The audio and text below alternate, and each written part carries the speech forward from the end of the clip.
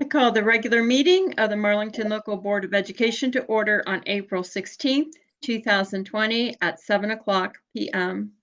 The invocation will be offered by Mr. Knoll. Okay, thank you. You bow your heads, please. Our Heavenly Father, may we never forget that we are yours and that your love never changes regardless of the times. This is the day you have made, and in every moment we will rejoice, for you have taken our shame and made us your children. Father, we just ask tonight, Lord, to bless our meeting and our time together. And at the end of the day, we still know that you're always in control. And we ask all these things in your name. Amen. Amen. Will you please rise for the Pledge of Allegiance?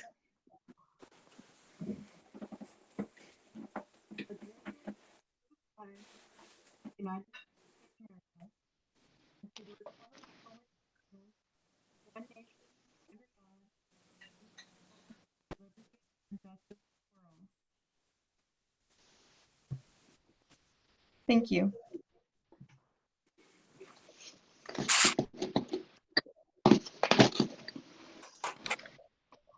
The reading of the mission statement will be Mrs. Humphries. In collaboration with staff, community, parents, and students, the Marlington Local School District will develop lifelong learners who understand and apply knowledge and demonstrate excellence in pursuing the highest standards with effective attention to challenge every student. Thank you. This meeting is a meeting of the Board of Education in public for the purpose of conducting the school district's business and is not to be considered a public community meeting. Mrs. Bruger, could you please call the roll? Mrs. Gabrick? Here. Mr. Hagan? Here. Mrs. Humphries? Here. Dr. Mason? Here. Mrs. Stevens? Here. Thank you. Adoption of the meeting agenda. Are there any additions or corrections?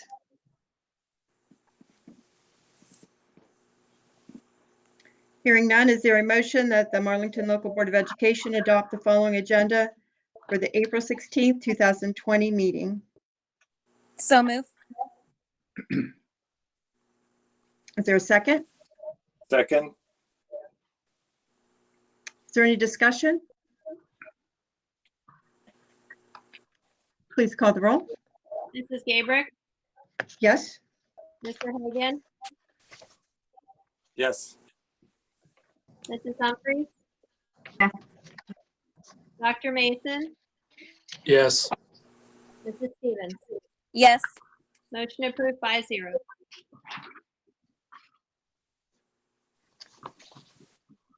Business, public participation. Is there a motion to suspend board policy to cancel public speaks for this meeting? So move. So move. Is there a second? Second. Is there any discussion?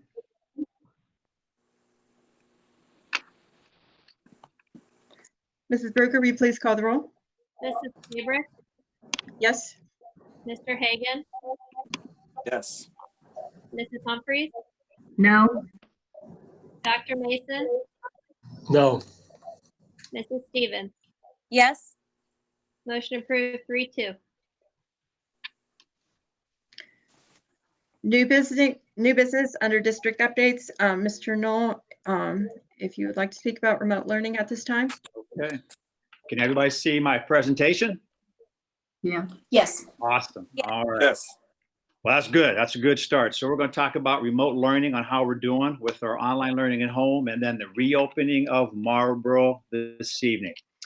So first of all, as of today, after listening to the governor, we are still on remote learning until Friday, May the 1st. So I gave you a couple examples about what our teacher sent in to me. On the left over here is Mrs. Francis' class over at the high school doing a little activity and experiment using our Schoology platform. And on the right is Senora Brady over at the high school with her Spanish kids as well, using the Schoology platform. So this is a way that they can conference together and kind of do some of the same things that we do as board members in our conversations. Okay, well, here we go. The lady down here to the right, I know some of us as parents might be feeling that way. There's a lot going on at home. We're asking a lot of you. But I want to say this, that we are so proud of our teachers for the work that they're doing, our students and parents. Like I said, we really appreciate you. And I guess the quote is, can I get an amen? I don't know if we've ever done a virtual amen for our teachers and our parents, but on the count of three, give me an amen virtually. Ready? 1, 2, 3. Amen. Amen. All those people. We appreciate you. I saw this cute little thing down here from a parent, not in our community, obviously, but somewhere out there that said, hey, you know what? After 3 days, I had to shut her down. The teacher quit, which was me. I got one of my kids skipping. One kid dropped out, the copier's jam. All the food in the cafeteria, all the snacks are now gone. And the grandma after school program has been banned. And the worst thing is, I don't have any toilet paper on top of all that. So, but we do appreciate you folks. We know it's tough and tough times, but you all are doing a great job out there. And I just want to make it known how much I appreciate that as superintendent. We've been trying to do some fun, cool things along the way. Another great day is coming up tomorrow. It's Wear Your Purple Day. As you know, we are a Purple Star district as recognized by the Ohio Department of Education. And we're going to see all of our military families tomorrow. So kids and moms and dads at home, wear your purple, take your pictures and submit those to my secretary, and we'll post them on social media. Another great activity while we're at home doing our remote learning is what we're going to call our Chalk the Walk with Marlington. The weekend of May the 1st through the 3rd, that's a Friday through Sunday, we're going to ask you to get your chalk out and make some awesome pictures, sayings, whatever you want to do. We've had some great artwork thus far, but we're going to put it all together. We're going to light up our neighborhoods with Chalk in the Walk, and you can come up with any type of activity or words that you want to put on there. If you don't have chalk, there's a website down here that you can go to, and you can Google this and find out your own ones as well. But if you want to make your own chalk at home, you can do that. But get that on your calendar. We're going to have a lot of fun, and we'll get that on social media as well. Let's talk about our meal program as we've been at home remote learning. Last week, our cafeteria ladies handed out 500 students 5 meals each to make it through Easter break. I am so thankful as superintendent of our gals and what they're doing in the cafeteria to meet a huge need in our community when it comes to food. Mrs. Cole, the supervisor, said, you know what, Mr. No, I think we can reach some more people. All right, so with that being said, here's what we're going to do. I put this in my letter earlier in the week, but just to go over it again, starting on Monday, we are going to load up our buses and we're going to bring food to you throughout our neighborhood. What we would like you to do is go to our district website there at marlingtonlocal.org, www. And on there, there's a link where you can connect to, and we're going to ask you to give us an idea about what site you're going to go to by letter and how many kids that you are asking us to feed. We're going to go Monday, Wednesday, and Fridays again, moving forward. But if you can go online, it's going to help our ladies kind of prepare the meals when we bring them on the buses and we bring them out to you. So here's where we're going to be going and the times. And this is all online as well when you go to that site. The first thing I want to say is, like, for example, in Lexington, I want to thank our churches, our fire stations, our businesses. We have SES and Bridgewater Primitives there. We want to thank you for allowing us to come, even if it's just for 20 minutes or so. We really appreciate that. For our folks, our parents at home, Lexington Elementary will continue to be the traditional grab and go. So if you don't want to go to any of these stops in Lexington, you can slide by anytime from 11 to 1 as normal on Monday, Wednesday, and Friday, and you can get your meals there as well. So that will not change.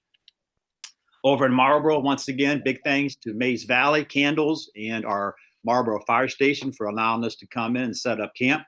We'll be there at those times over in Marlboro. And then finally at Washington, the same thing. We do have some businesses there and some churches as well. We will be at the elementary school for 20 minutes there on those days of Monday, Wednesday, and Friday.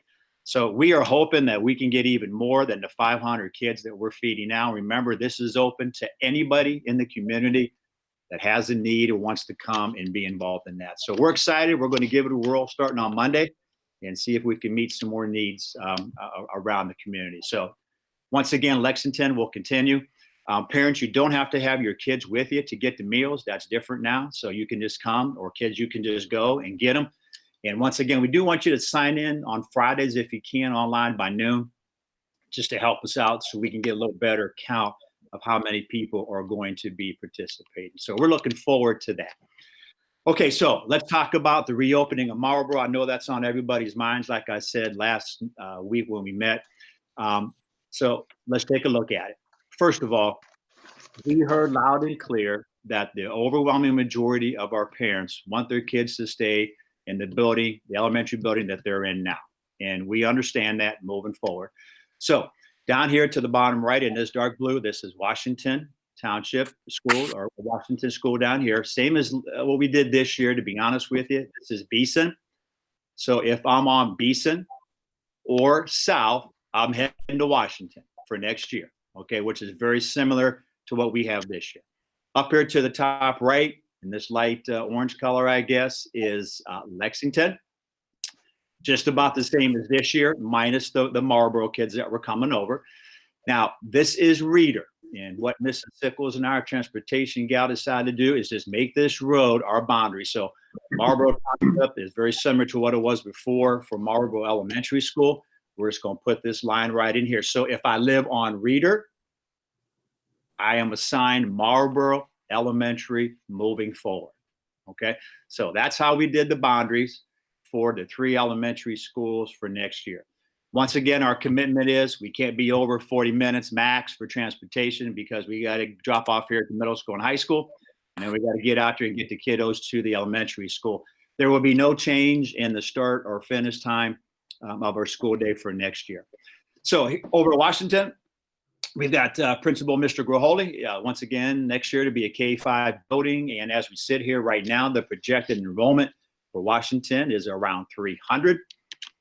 Over at Lexington, as you know, our principal will to be determined. It will be the PK5. So our preschools will remain at Lexington again next year, which is a good thing I know for those parents. And the projected enrollment is about 280. And then we add on the extra 50 pre-K preschool kiddos as well to that number. And then over at Marlboro, principal to be determined as well. It would be a traditional K-5 building. The projected enrollment as of right now is about 167. That does not include about 14 migrant kids that we hope we get back coming into next school year. I know those numbers keep dwindling down year after year, but we're hopeful that those kiddos K-5 will return for next year.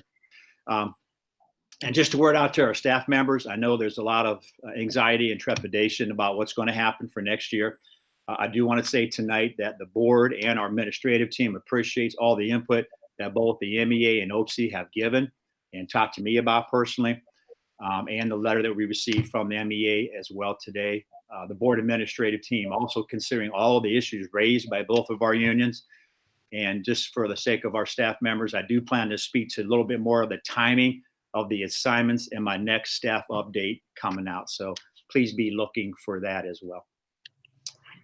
So let's talk a little bit about some more of the game plan. So inter-district open enrollment actually began yesterday. And this is open enrollment where kids from like Alliance or Minerva or West Branch can basically register to come to Marlington. That opened up Wednesday. Like I said, it goes till Friday, May 15th.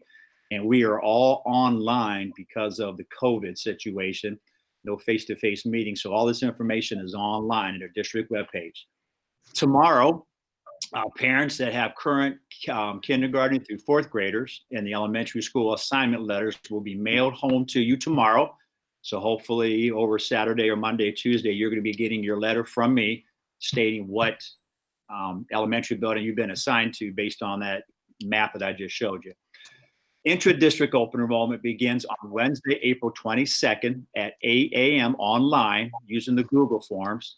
Okay, once again, and I'll talk a little bit more about intra-district open enrollment here.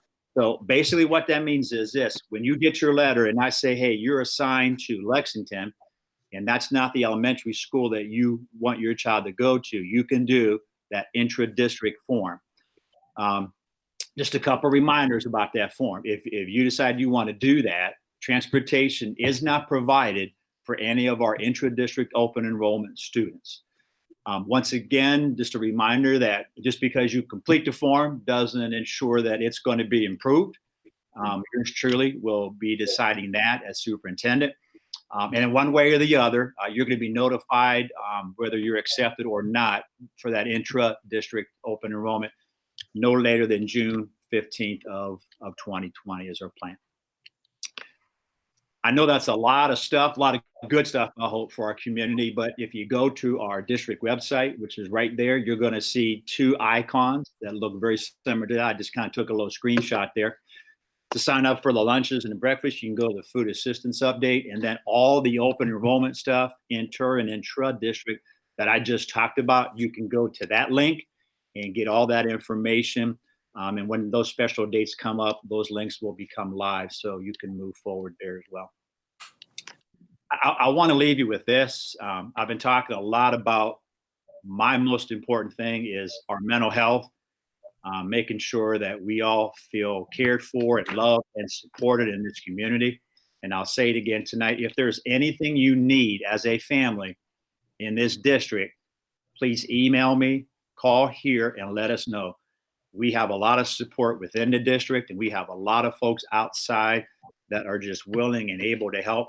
This is what I left the teachers with last week in my staff update. Relationships before rigor, grace before grades, patience before programs, and love before lessons. So take care of yourselves. I appreciate everything that everyone's doing in this community. And I know we're going to get out of this eventually. We're just going to hang strong, keep working hard, and we'll be in good shape. But thank you for your time and attention on that. Thank you. Mr. Knoll, could you just take a few moments and clarify how you chose the district lines and they're not encompassing each township? Is that what you've said? The Marlboro is very similar to what it was in the past. It's just one road over. The other two ones are as similar to what we have this year between Lexington and Washington, minus the Marlboro kids.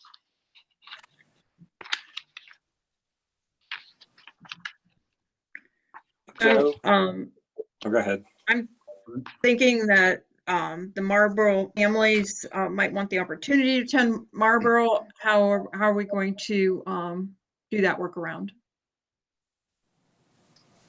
Okay, say that one more time. So you've carved out a piece of Marlboro that won't be assigned to the Marlboro school. Is that what I'm hearing you say? No. Marlboro Township is what it is. We just moved the line over one street.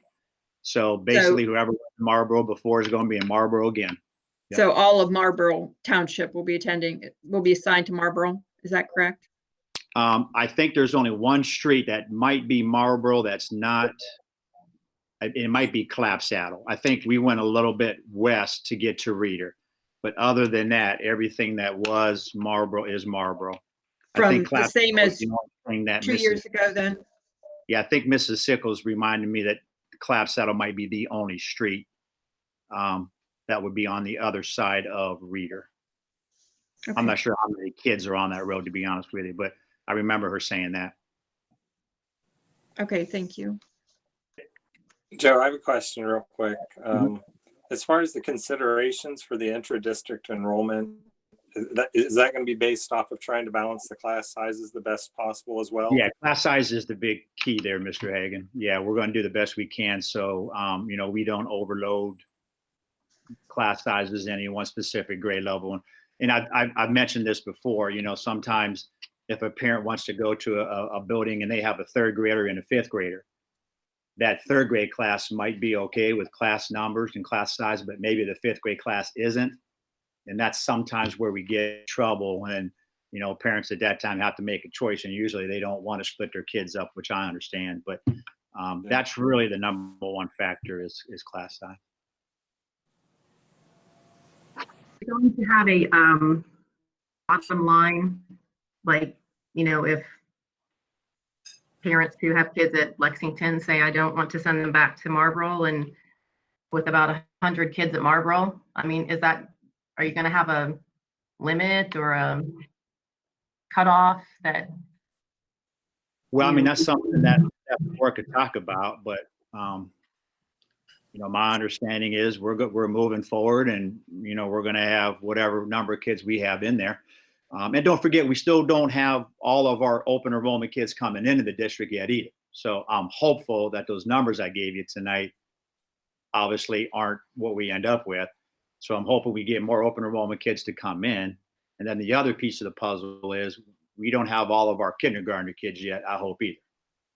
So, but to go back to your question, Ms. Humphries, I mean, to me, I mean, that's a discussion we could have as a board, but my thoughts are whatever number we have in there is what we're going to have. Do you know about how many students on Clap Saddle from Marlboro are being? I have sent no to other idea, to schools? be honest with you. Yeah. I could ask Mrs. Sickles. Has the kindergarten roundup happened? I forget with all the dates. Well, we kind of did make that because of everything, but we're doing it online. And to be honest with you, we're doing pretty good online. We just put another little blip in the paper. We have it on our website. And that's okay. Some districts don't do a kindergarten, roundup, to be honest with you. They just do something before the school year. So yeah, if everything works out well before we get back to school, we'll probably just do something like that again. So I don't know, Ms. Sutton, does that sound about right with our game plan?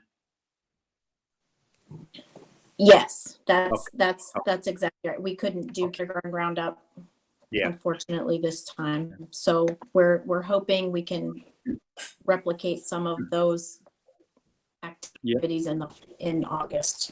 Yeah, thank you. Yep.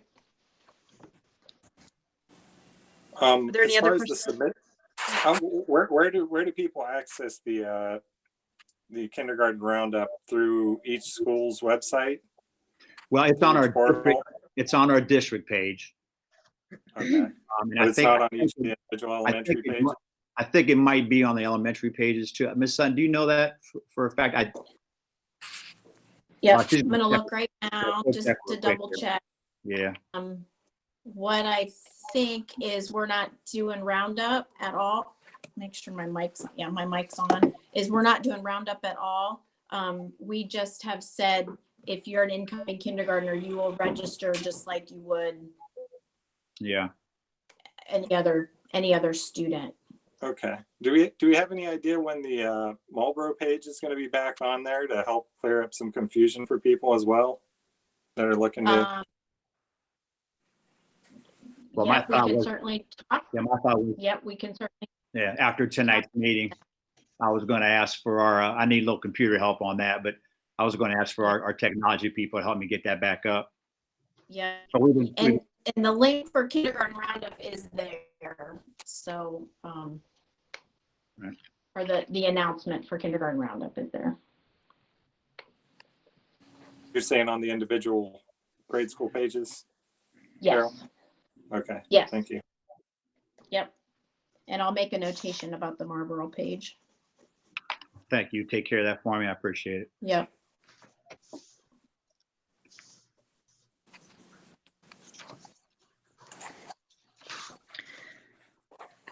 Okay, moving with new business, 2020 graduating class.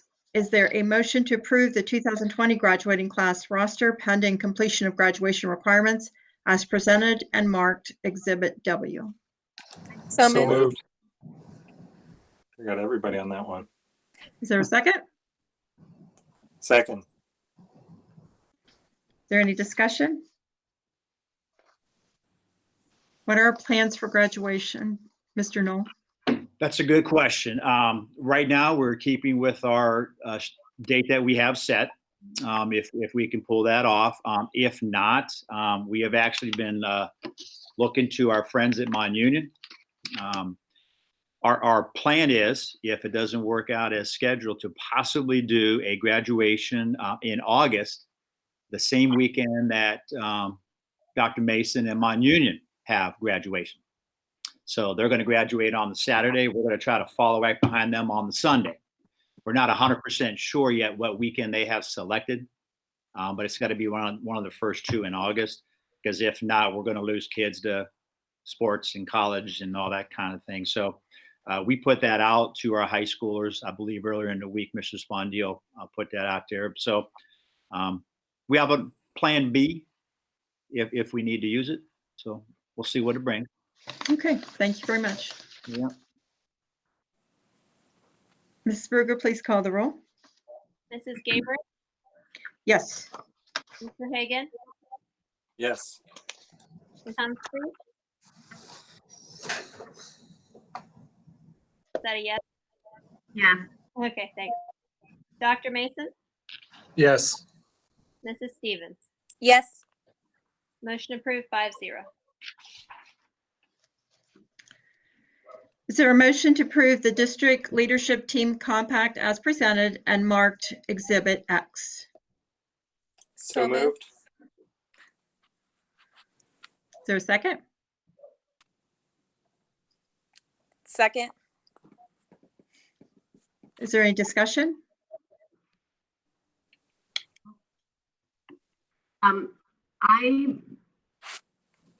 As a board member, I took an oath of office to be a board member and to follow the law and do the right thing. We have OSBA training that I've been trained in, and this to me is something else that's unnecessary.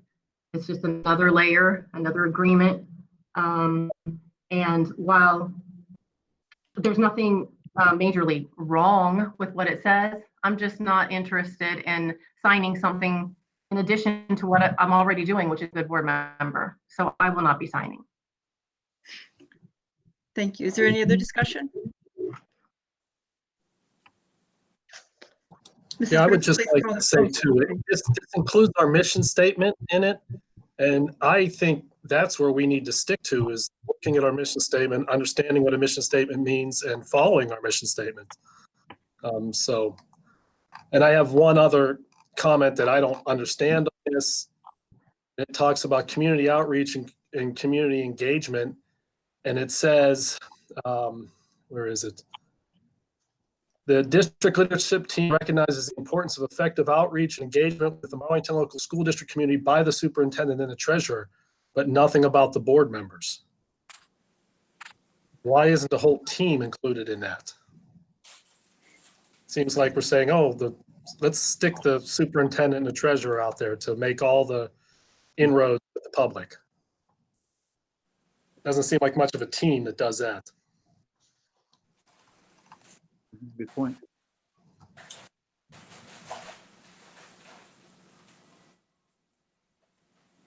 Is there any other discussion?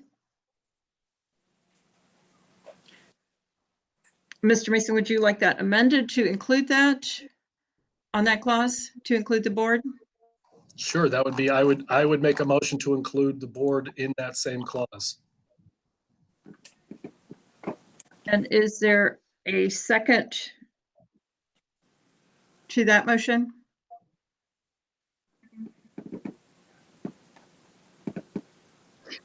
Second that. Is there any discussion on the amended motion?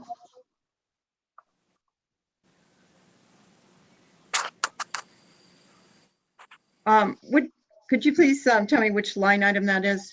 Does that have a line item reference? There's no lines in it. It's under Okay. community outreach and Under community engagement. And it is the first part of it. Okay. And the second part says the same thing. Okay. Okay. The amended motion on the floor is to add the board to the clause with the community outreach. Please call the roll on the amendment. Mrs. Gabrick? Yes?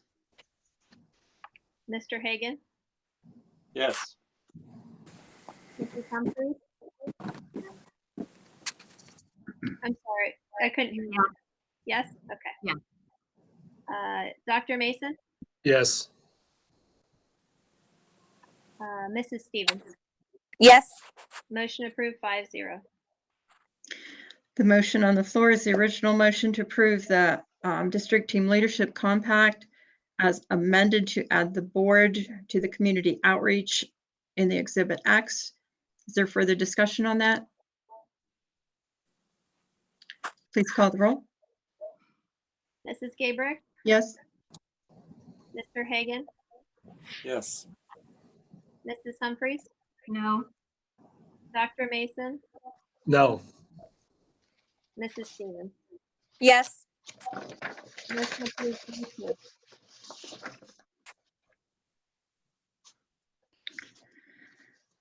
The next item is, it's actually going to be a discussion on Attorney Markling. The board has already approved Attorney Markling as legal counsel for the Board of Education. The discussion that we wanted to take place, and what I would recommend is that he would be our primary counsel for the board. And that would be based on the valuable legal guidance he has provided us, as evidenced by our last board meeting when he led our team leadership discussion. And there was a very successful outcome to that. And we just want to, I would just encourage everybody that they would support him as our primary counsel. I think I'm going to recommend to table this motion until the next meeting. Katie had provided me some extra information. Mr. Markling would not be our bond counsel nor our construction counsel, but I believe a motion would be in order to table this to the next meeting until we pull all this information together on a couple of other attorneys that Mr. Knoll expressed interest that he would want to use. So I would introduce a motion to table this. Second that. All right, I made the motion, Josh second. And is there any discussion on this? I don't know how you can say that there was a successful outcome to one meeting where there was like boardsmanship training. That's, I mean, when you said that you wanted to hire this firm that was for second opinion or financial information, neither one of those things have been done so far, but you're saying this was a successful thing that he did at the last meeting because he had a boardsmanship type meeting with us. And the other thing is, again, money. This costs additional money. Mrs. Flick is provided in our fees with the ESC. I do not see that it is the right thing to do to spend taxpayer dollars for a service that we have already been provided or are provided and is included in other fees. That makes no sense. I believe that he provides very valuable service. He spent an hour on the phone with our bond or our construction counsel yesterday and helped everyone get on the same page and understand, you know, a lot of the direction of what was going on. He would actually be replacing some of the costs that we have. Katie sent me a breakdown of our attorney fees for this year. I just felt that getting it, requesting it today and getting it at the last minute, we probably should have time to review all that information and have discussion on it at the next meeting. Is there any further discussion on the motion to table? I would just like to say I was very impressed with what Mr. Markling had to offer us as a board, and I really do think it was very beneficial. With all due respect, Karen, I felt like we as a board kind of made a good result happen after our leadership training, and we could all really use that, to be honest. I mean, I think that's very well worthwhile, and I think in the future it'll be nice for us to all be able to come together for the community and for the students and do what we all took the oath to do. Action talks louder than words. A lot of words that are being put out there, and the actions are what need to be proven. So this will be a good standard to hold up to see if this does happen. If your actions are proven, the words that you agree with, we'll see if this holds up with that. I would say the last resolution was a pretty good example. Mr. Mason gave his advice on making an amendment, although he ultimately voted against it. You know, we considered his input and we work as a team to come up with a better solution. And that's what we're trying to get at here. Okay. Actions will speak louder than words, Josh. That you say that really well. Let's see it happen. Well, I mean, we could ask the same from you as well about the actions speaking louder than words. I'm just saying we need to gel together, and that was the whole situation that we were working on with Mr. Merkling was, with the district leadership, and if we keep doing this, we're not going to be able to move forward. If we gel as a team and If we keep wasting taxpayer dollars, we won't exist. So I could say the same thing. There's a lot to consider here. And I'm not going to stop speaking the truth in my conscience, just so we can say, hey, gee, let's all get along. That's not true. I don't think it's conducive for board members to say things like wasting taxpayers' dollars. I mean, that's a matter of opinion of each individual person. What is a valuable use of taxpayer money and what is a waste of money? And for a board member to say that it was a waste of money as opposed to, standing with the board on a decision that's already, you've made the point that that's not proper boardsmanship to do so, yet you do this time after time. I mean, what we need to do is come together and try to make the best of everything by working together. I get that, Josh. Now that we're going to be painted as problem makers because we're not speaking, where Mrs. Gabrick for 14 years was always contrary to the majorities, and she was the saint just trying to speak the truth. So it is interpretation, it is perspective. So that's fine.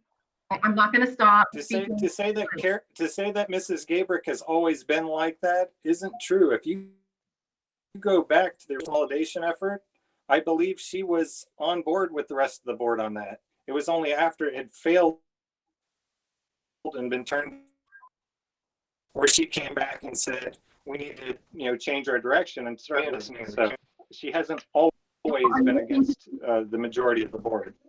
Are you now listening to the community, the parents who are telling you that this is not what they want to do, the taxpayers who are saying, just pause, even if this continues forward, just pause because this is a wrong use of money?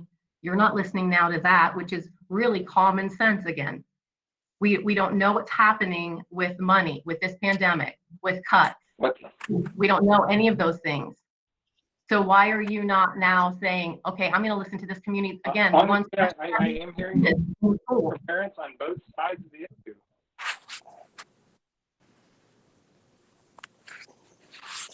Okay. The motion has been made and seconded to table this until next meeting. Mrs. Bruger, please call the roll.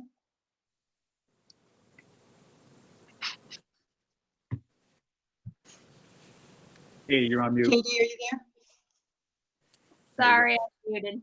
Mrs. right. Gabrick, Yes. Mr. Hagan, Yes. Mrs. Humphries, No. Dr. Mason, Yes. and Mrs. Stevens. yes. Motion approved 4-1. Is there a motion to approve the resolution authorizing an energy services agreement for the Marlboro Elementary School Improvement Project and letters of intent for the engineering services for Washington Elementary School and Lexington Elementary School Improvement Projects as presented and marked as Exhibit Y?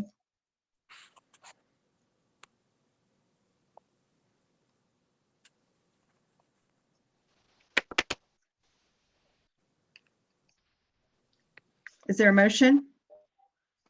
So moved. So moved. Is there a second? Second. Katie, do we have a first and a second on that? I took down Stevens as the first and Hagan as the second. Are we okay with that? We're okay with that. All right. That's fine. Okay. Is there any discussion on the motion? Yeah, Ms. Gabrick, if you don't mind me jumping in here. I know this has been a lot of work in the last couple of days for us, but I just kind of wanted to summarize what you guys got said from me over the last few days. First of all, I want to give a shout out to our treasurer, Ms. Burley. We received some documents from PlugSmart probably about a week ago, right, Katie? And when they came to us, when we looked at them, we had some concerns, just to be very honest with you, on what they look like and what they contain. I give Ms. Bruger a lot of credit for her diligence and her perseverance. She came to me and said, hey, you know what, Mr. Noll, let's take a look at this. Let's talk this through. And we decided to call our friends at Bricker and Eckler, who do construction law for a living. And they were of great assistance, helping us get to where we're at tonight. And just for the board's sake, before I forget, I got an email about 10 to 6 tonight. All of the documents have been signed by PlugSmart, and I put them in Dropbox for you to see. They're the same as last night, but they're all signed. So I do want to thank Ms. Bruger, like I said, for all her time and effort put into this. And on top of that, it's her birthday. So happy birthday. Happy birthday. Happy birthday. There you go. 20, something like that again. All right, there you go. All right. So what you have for tonight are various documents to authorize the improvement work that PlugSmart will be doing for the Marlington district. The first document's an energy savings agreement for Marlboro School. This authorizes PlugSmart to perform upgrades to the building that we talked about, lighting, HVAC improvements, and a new roof. The contract has been reviewed by our legal counsel, as I said, at Bricker and Eckler. In light of this COVID pandemic, there's a lot of uncertainty in the construction world right now for materials, supplies, and labor. To make sure this project is performed on time and on budget, this resolution involves the board's authority to waive the lengthy competitive bidding process and hire PlugSmart under a declared urgent necessity and have the project then move forward. The second and third documents are letters of intent for Washington and Lexington, and this allows PlugSmart to do some initial work of those buildings and get a better idea of what's needed for those projects. PlugSmart will develop a proposed work plan and budget for those buildings, which the board can then later approve to move those projects forward as well. And like I said, the legal counsel has reviewed all those documents as well for us. With everything in place, PlugSmart can then get started on our projects moving forward. That's 3 nights worth of work in 2 minutes. How about that?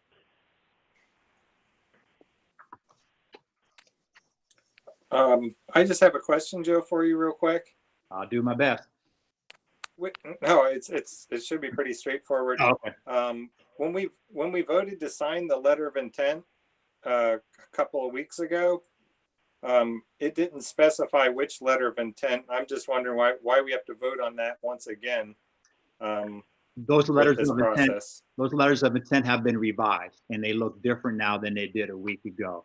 The one part that I did not like on my radar when we got them is it basically said when we sign these, the district is locked in, and that wasn't the word, but there was another word that basically said we were tied in. And when we talked to our attorneys about that, they didn't like that piece of it either. Well, what I'm saying is, and then the other part. Well, what I'm saying to clarify is that the board voted authorizing you to sign the letter of intent, not on any specific letter of intent. So I don't understand why we have to vote again when you've already got the authorization from the previous vote 2 weeks ago. Well, as I understand it from our attorneys, we're voting on 3 weeks different. ago. What's that? We're voting 3 weeks ago. Yeah, we're voting on a different document tonight, one that's signed by PlugSmart than what we had in front of us 3 weeks ago. The Marlboro one is already done and gone. That one's done, but it's the Lexington and the Washington one that you have in front of you now. Oh, I thought that included the Marlboro one as well. No, the Marlboro one was executed and already signed, sealed, and delivered. And the rationale for Katie and I was we have the dollars earmarked from Nexus coming in this year to cover that. But moving forward with the Lexington and Washington ones, it wasn't quite the same discussion. Okay. Yeah, thanks for clarifying that. I kind of had, a little bit of a.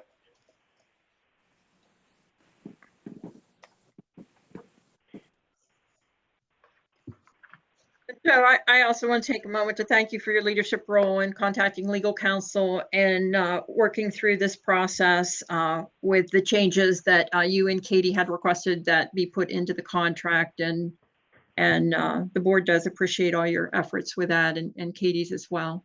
Yeah, thank you.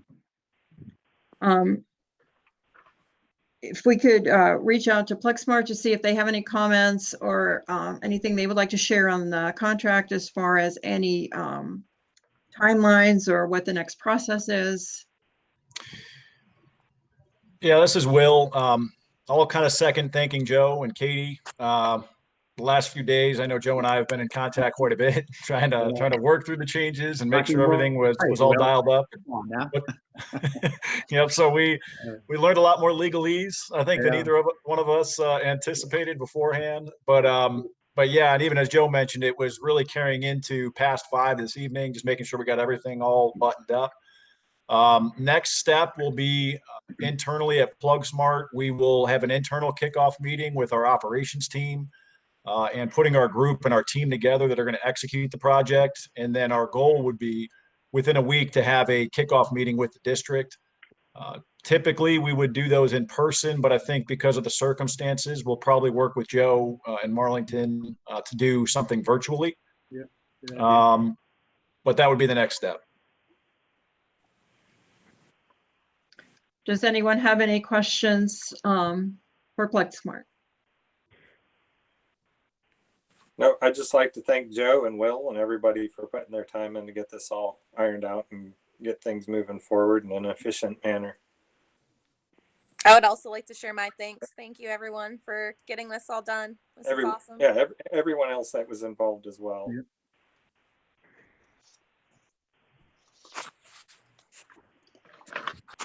Sorry, Are we Daniel, I didn't mean to cut you off. There's a lag. Are we about this, the service agreement you're saying for Marlboro Elementary and then the project letters? That's what we're looking at specifically? So, Yeah, there was the contract for Marlboro. That was the real long document. right. Other two are the letters of intent for Washington and Okay, so yeah, I'm looking at this, the one that talks about the letters of intent, and number 4, and then on the back of number 1, it says there's an urgent necessity and waives competitive bidding, and that to me seems false.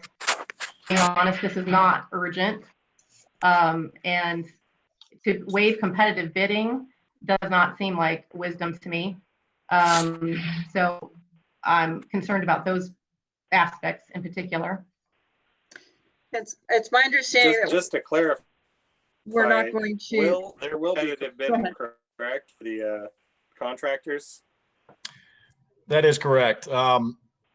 Urgent necessity is a contracting vehicle, and we're indifferent to which one is chosen. It was what Bricker selected as thought would be the best method. But we will still do competitive bidding on all material and all labor for the project. Thank you. And Mr. Knoll, I mean, you spent an extensive amount of time speaking to Bricker and Eckler in regard to this, and I believe that language was chosen as a result of the opinion that was issued by the Ohio Attorney General. And maybe you could elaborate a little bit on that, how you and Katie felt that was better, perhaps for audit purposes, to have that in the language. Yeah, I'll give it a shot. This is my legal training for the last couple of days here, but basically what happened is, and like I said, we're going to give a lot of credit to Ms. Brugger here, but when we called our folks at Bricker and Eckler, they mentioned this August of 2019 Attorney General opinion that basically said the work that we've done with PlugSmart in the past and the way we have done it, like for the high school air conditioning project, a good example, we can no longer do it that way, is basically what they said based on that Attorney General's opinion. So in order to get the same type of game plan that we've used with PlugSmart in the past, was to use this urgent necessity component that Will kind of talked about as a mechanism. So basically what we're ended up doing is the same way we did the high school project, the same game plan, the same bidding. And the part that I love about it is Will comes to me and says, hey, what local guys do you have here that you can fit in to get some bids from? We're able to use that same model again in this project. Now, the bad news is probably going to be down the road when we get to Washington and Lexington. I don't know if we're going to be able to go with the same game plan moving forward. But at least for now, That's the whole concept behind the urgent necessity, is to allow us to kind of replicate the same type of project that we did schematic wise, the high school roof versus working over Marlboro. So that's my legal 101 for you. I don't know, Ms. Berger, Thanks, anything Joe. you wanted to add there? Katie, That's a pretty good summary. good enough? Okay. And that was primarily designed that way to fit the audit purposes. I mean, it was not any fault of the way the contract was proposed to us or anything like that. There was no fault in any of this. It was just an opinion that was offered by the Ohio Attorney General, and this was a more conservative way to go and just keep this as a possible question in our audit. Isn't that correct? Yes, it was to keep keep us from having audit issues. Okay. My biggest concern, the whole thing. And again, we appreciate all your efforts in that. I know that both Joe and Katie spent a significant amount of time working through the questions they had on this. And then I guess one other question I had is in regard to the IRN number for Marlboro. What is the time frame, or do we have that, or what is the time frame when that will be acquired? I think Mrs. Sutton was working on that. Are you out there, Mrs. Sutton? I am. We are working on that. They told us that we could submit at any point, preferred that we didn't submit until after the school year ended, when we do all of our updates to staffing and end of the year reporting. And but we can inquire again about applying for a new IRN, but it would not be issued until after July, whether we applied in June or whether we applied in July. It will not be issued until after that point. Right. So you were breaking up a little bit on my end here. So you said you're going to apply for that after the end of this school year?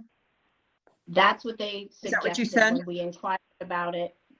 Yes, ma'am, that's what they suggested when we inquired about it earlier. But I can check with our contact again. Okay, that would be good. I mean, that would be good if we could obtain it now and then just not activate it until July 1st. I mean, that would be probably acceptable as well. Just to clarify, I don't think that they'll even issue one to us until July, but I can double check on that also. Okay, thank you very much. Sure. Any other questions? Please call the roll.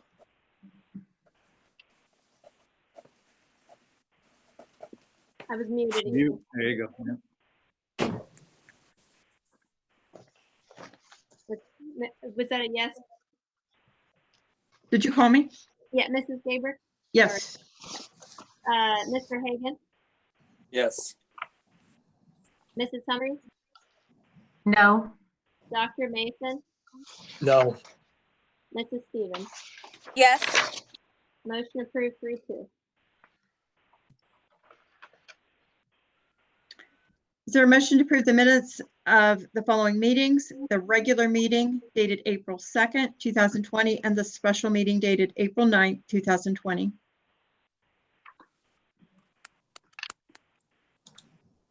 So moved. So moved. Second. Is there a discussion?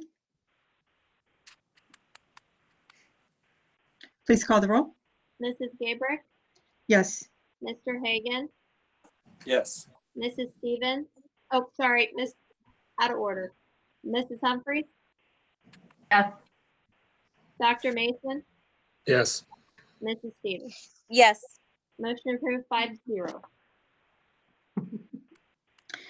Is there a motion to approve the financial reports and overview of receipts and expenditures for the period ending March 31st, 2020, as presented and marked as Exhibit Z and Exhibit AA? So moved. Second. Is there any discussion? Do you want me to just run through them real quick? Yeah, Katie, if you don't mind going through the reports. Sure. you have the FinSum report, which is the summary of all fund activity for the month. So you'll have each fund on there, their fund balance, the receipts, expenditures in each fund, and outstanding encumbrances. Bank reconciliation, which begins with last month's FinSum balance and brings in our bank balances and our investments. And then you add in any adjustments, which are outstanding checks and transit items, and you get to zero. Straightforward bank reconciliation. And the last report is our all of the checks that were cut for the month. There weren't any unusual items, except for there was a payment to Capital Aluminum Glass for, I think those were for the high school windows, I believe. Is Yep. what that payment was Windows and doors. So that was the one that was 200,000? for. Correct, yes. Okay. Oh, and the bus payment, that was on there too. So that pretty much sums it up. Okay, on the buses, that was approximately half of that was paid from the permanent improvement fund. Is that correct? I believe so. And then the other part I put to general fund, which will be a reduction of expenditure when we get the check back. Whatever I And put then- in general fund that's the amount that's going to get reimbursed, which Okay. would be half. Yes, you're right. And then that grant is a 50% grant. So if we spent 50,000, we get 50,000 back, or how was that grant structured? It was you get 50 right around. I think it was 50 or 49% Okay. of what you spent. Of the total that we purchased. Yeah. And you anticipate that to be received in the fall. Is that correct? I would say no later than fall. There was some language in there about the 90 days after the disposal of the buses. So I don't see it being any later than that.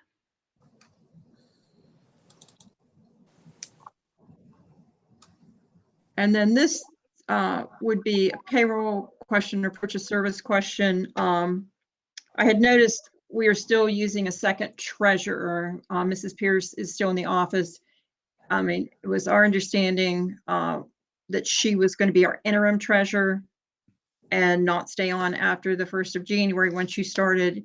Is there, can you kind of share with us a plan for that? I mean, at what point are you going to be comfortable enough to move forward on your own? Well, she's not really, I believe she was board approved as an assistant treasurer. Is that right, Joe? Yeah. She's not actually a real treasurer. Well, I mean, she was at one point, but board approval was an assistant. And she's primarily been in here 2 or 3 days a week, not even for full days. And she's been helping with some of the excess projects. I'm comfortable with the work that I'm doing. With the amount of upset that's in the community right now, we've had a major influx of public records requests, which takes a lot of time. Additionally, we've had a audit on our federal funds due to all the treasurer turnover. And that also takes a lot of time. So she's been helping with that. She's been helping with some of the board reports and studies that I've been doing. Can I interrupt you for a second and back up? You said we're having an audit of the federal funds because of our treasurer turnover. Is that what you said? Yes, a lot of times when you have a lot of turnover in your treasurers, it triggers an audit of your federal funds. Okay. So we just finished up submitting all the information to ODE, but she was helpful in that extra workload too. She's really only being utilized for extra projects like that at the moment. And she wasn't in here this week or last week. She's also been helping with closing, just anything to kind of relieve some of the workload right now because of the massive influx of, like I said, public records requests, and there's just been a lot of out of the norm things going on. And then you add the COVID-19 situation on top of that, and we've just been spinning our wheels trying to figure out how to handle things. And constantly on the phone with, reaching out, trying to figure out how to handle things. So it's just, everything has been time consuming lately. And just that little bit of extra help has been very helpful. I was just curious. I had thought she was our, I mean, it was my understanding she was interim. I know she was approved as assistant during the interim. Tammy But- Hurst was your interim treasurer. She was approved, I believe, as an assistant treasurer. Right, but, correct. But Um, she was there during that period of time because Tammy was only working part-time and Leslie was. Right. And like I said, I'm only been utilizing her for special projects, like the audit, or just to help lighten some of the load when we have the massive influx of things. If the board wants me to stop doing so, please let me know. But during this time, there just has been a lot of additional work, and just to keep things moving forward efficiently and getting you all the things you ask for or want on time. I mean, because I'm working 50 to 60 hours a week right now because of all the turmoil and chaos around here. She's just Well, been let me jump in, Katie. I basically told Mrs. Brugger to talk to me and let me know how things are going. And, I basically just told her as long as she shares with me and explains that there's a need to have some assistance here in the treasurer's office, that I was going to approve that. And I think that's important.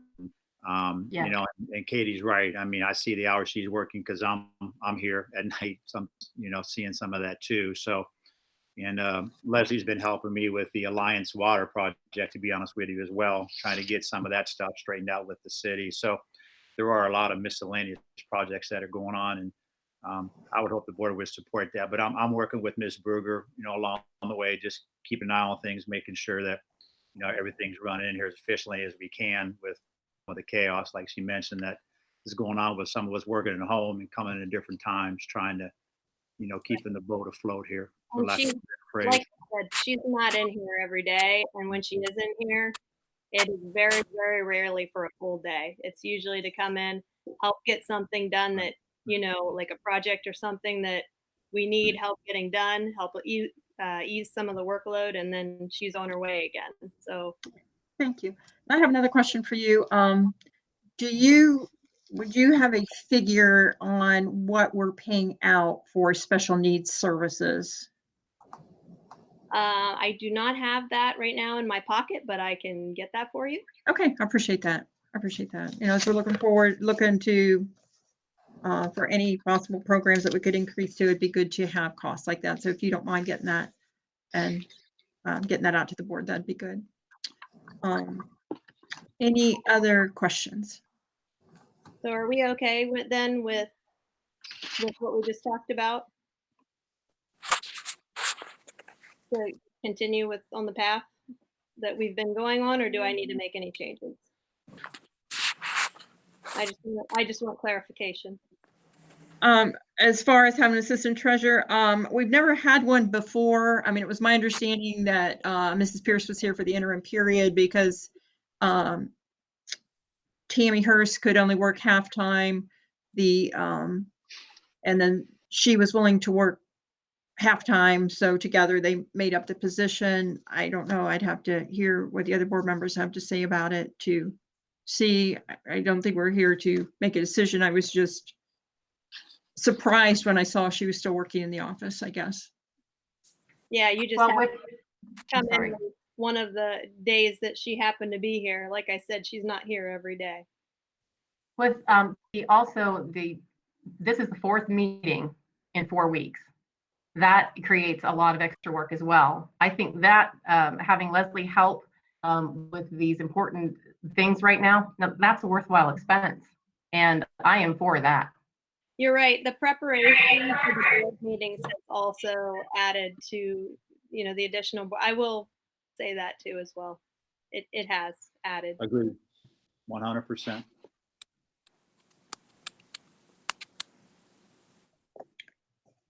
Well, I would make a recommendation to keep Mrs. Pierce here if there wasn't a need. I mean, I'm just going to say it plain and simple.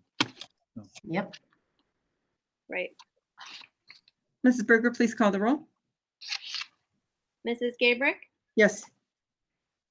Mr. Hagan, Yes. Mrs. Humphries, Yes. Dr. Mason, Yes. Mrs. Stevens. Yes. Motion approved 5-0.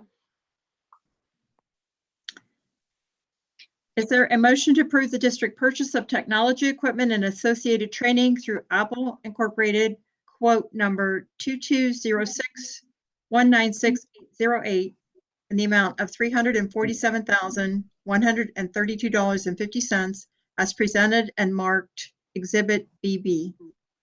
So moved. Second. Second. Is there discussion on the motion? I think it might be, I think I'm going to ask, Mrs. Sutton worked on this quote. If you could provide us an overview of your information, I think that would be helpful. Sure. I have some prepared statements and they're in Dropbox along with some attachments if you're interested in following along. So in 2016, the Board of Education approved the purchase of 800 11-inch MacBooks for our students in grades 9 through 12 to expand our one-to-one and blended learning focused on 21st century skills. Our 4-year lease to buy financing for the current 11-inch MacBook Airs is ending June of 2020. These devices have proven time and time again to have been a wise investment for our students, providing them with a robust and reliable tool for learning, especially now, given our unique and unpredicted circumstances for remote learning. Unfortunately, Apple no longer makes the 11-inch MacBook. After research, consultation, professional learning, and Apple's discontinuation of the 11-inch MacBooks, we had to make some adjustments to our long-term plan. The tech team and administrative team reached out to our colleagues. We spoke with professionals at conferences, trade shows, and other professional organizations and gathered information on one-to-one programming tools and machines used in other districts. Apple products kept rising to the top as the best value. Our Apple team, led by Dave Mockenstern, has been invaluable in this process. He just recently attended 3 on-site meetings, including a 2-hour professional lunch and learn with our high school faculty. Apple has made robust changes in iOS 10, which transformed the iPad from a consumer device to a producer device. Other features considered during the decision-making were 32 gigs versus 128 gigs. The 128 gigs is an automatic $100 increase per iPad. The other items were keyboards versus mobility. That need is met with the case and keyboard combo. Mobility is a feature that we really want to see with our career tech kids and our PE kids. They would benefit more from a mobile device versus our content area students, English, social studies. They really need a keyboard. Crayon versus a pencil. A stylus is used more in specific disciplines or a matter of personal preference. This was eliminated ultimately from the requested quote. A 13-inch MacBook versus an iPad. The basic there was a cost. The 3-inch MacBook runs about $890 versus the iPad for the retail of $299. And then the increase in iOS just really made it, it negated the decision. So there's some cost and just some cost initiative or some cost that we pulled up from the Apple website. The main benefits of an iPad are, other than pricing, of course, is portability, mobility, and flexibility. The administration technology team and blended learning leadership team have created and implemented a successful plan that expanded our one-to-one for grades 3 through 12.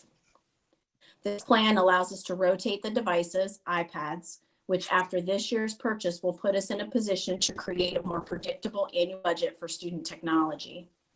Other factors that to consider. The iPad comes with functional apps already built in, Keynote, Pages, Calendar.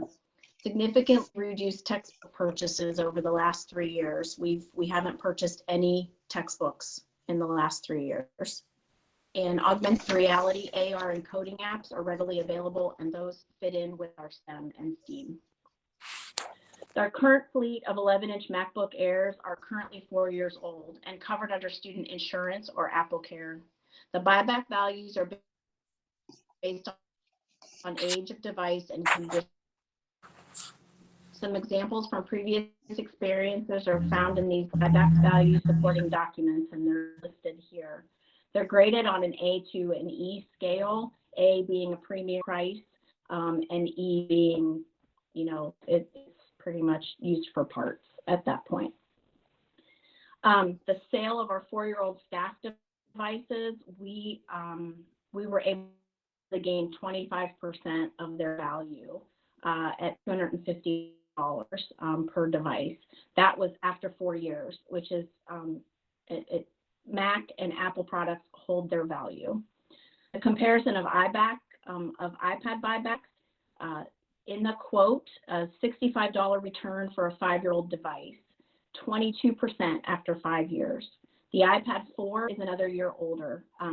So right now we have iPad Airs, or we had iPad Airs, and we have iPad 4s. They were 6 and 7 or 8 years older. We literally kept them until we could not use them anymore because of the upgrades, and they just couldn't take any more updates. That's the word I'm looking for. They just would not support. So like when you have your phone and it will update, and then after a while they will just life out a certain model because they can't upgrade it any longer. So really the 4 years we found is the sweet spot. So at 4 years, it's not advantageous for us to sell them back at that point. So the quote that you see in front of us today actually represents a March promotional price, $294 plus a $99 keyboard case combo and a $35 hard case that we would use for our middle school and elementary school students. The retail price off the shelf price, if you want to get at school because it's an e-commerce purchase, would be $299 for the device, $160 for the keyboard case, and $50 for the regular case. Because we're a preferred customer of Apple, they really like work with us. They like the educational model that we're using with blended learning. They've spent a lot of time, and we reach out to them quite a bit. In fact, we spend most all of our time at Apple sessions when we go to the conference in February. They're willing to work with us, and they understand our financial position. They understand the position that we're trying to get in, so we can start to create a cycle for budgeting and to get on that 4-year buyback.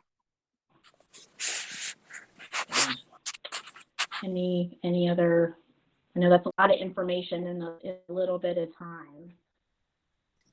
Carol? Can I try anything else?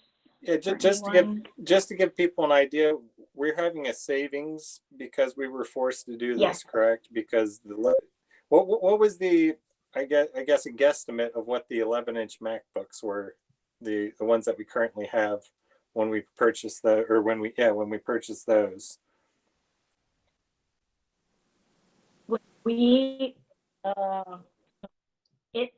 Ben, can you hear me? Sorry to put you on the spot, but it just came to me just now. That's okay. Yeah, no problem. And I should have known. If you don't mind if I jump in there, Carol. No, please. Yeah, not a problem. The current 11-inch MacBook Airs that we have, I believe the original purchase price, if you will, of those was $900 per unit. Yeah. That was a 4-year lease with a buyout at the end. So for a buyout, we do own those. But Mrs. Pierce actually did a lot of the legwork on figuring out the mechanics of the pricing on this. And really the model is based on selling those devices at the end of 4 years. Mm-hmm. And so the idea is that you sell those and you recoup enough money out of those to basically pay for your next lease payment on the new devices. Now switching to iPads from the laptops, the additional savings there, we should regain substantially more money from the sale of those. Thank you. Yeah, so basically we were at a point where we had to choose to move up or move to the iPads, to a more expensive option or slightly Right. less expensive. Yep. Significant Right. savings, I would say. If we would have our choice, I'm sorry. Ask your question again, please, Mr. Hagan. I'm sorry. I was just saying we were at the point where the option was to move to the more expensive model, or, you know, have a significant savings and step down to the iPads, which I wouldn't say step down. From what I spoke to you, they seem to have a lot of advantages, especially with the built-in keyboard in the cover. It was more of a statement than a question. If we were making this decision, right. If we were making this decision, we started having these conversations our first year into the MacBook, the 11-inch MacBooks. Would we do it again? And the first year, yes. The second year, when we got word that they were discontinuing the 11-inch MacBooks, we reached out and said, please don't. Our kids like them. They're a perfect fit for them. They're mobile enough. They have a keyboard, et cetera, et cetera. And Apple is by far moving to more mobile technology. So you're right, Mr. Hagan. The decision was either we move with Apple to mobile technology, which is the iPad, or we upgrade to a 13-inch, and then you're looking at almost $1,000 per device. And we just really, as an administrative team and a tech team, we could not justify that when there's a tool for a third of the cost that will do just as much and is mobile. The iPads a lease or a purchase? These would be a purchase. These would be a purchase. And then after 4 years, after the 4-year high school term, we would close down or sell them off, depending on where we are in updates, life, and condition. And then the middle school and high school, the middle school and elementary, it's the same thing. We make a decision every year, whether we cycle them down to the elementaries or we sell them off. What's the cost of the insurance for the iPads? Our insurance covered underneath our insurance. I'm sorry, Carol, I jumped in there. Our insurance, if you will, Carolyn, is a self-insurance policy. So the students are paying into that fund to be able to have the ability to take the device home, because our school insurance will not cover damages or loss of those devices when they are off of school property. And do the iPads have a warranty? They do. Yeah, the standard warranty is 1 year. And in our experience, we've been using the iPads for a long time. We've found that once they make it through that first year, they're usually problem-free, and an extended warranty, like the 3-year Apple Care service, is usually not needed. To be honest, most of the damages or problems that we see are usually like glass breakage and things that wouldn't be covered under your standard warranty anyway. So that's not covered. And who would pay for the screen breakage? That comes out of that insurance fund then, the students pay into. It's covered by the student's payment? Yes. Okay. And how long do we anticipate that these iPads would last? Yeah, we're saying 4 years. The sweet spot for us would be 4 years. So we would hold on to them for 4 years, and then we would sell them back. And you think they won't work after 4 years, or? Carolyn, I think the issue is with the iPads and the smart device nowadays is that as the applications and the software gets better, it outpaces the older technology of the let's say the processor in the device, so that you get to a point where you can't efficiently upgrade it at a certain point, and at that point is probably where that 4-year mark makes more sense to trade it back in and get new devices, because otherwise the device itself might last 20 years. But the question is, are the software developers going to still make software for your old device when the operating systems continue to get better every year? Right. Well said. Well said. Thank you. No problem. Now, of course, on the MacBook Airs, since they were so expensive to purchase, why can't we continue to use those? The MacBook Airs, The ones you have, the MacBook Airs. the ones we have. Ben, do you want to speak Yes. about the life of those and the condition of those? Yeah, Or what we're still absolutely, Carol. seeing now? It's really, Carolyn, it's not really a matter of they're not going to be useful for any more time. We really have we have some MacBook Airs that are 7, 8 years old that are still running just fine. However, it's more about maximizing our return on that investment. And 4 years, 3 to 4 years is really the sweet spot where selling off those devices, you're going to get the most bang for your buck back. And what did you, Well, Carol's breaking up a lot. Can you tell me what the cost is, or what you're getting on selling those? I think another issue too, before we get into that, Carolyn, is we have so many of the devices currently. If we have ones that start to break down and need replaced, they may have issues as far as going to iPads for the replacements, or we'd be forced to buy more expensive MacBook Airs to be able to run the same programs. Because I don't believe they use the same software that the iPads use. Is that correct? Or are they? You're correct. Compatible? Right.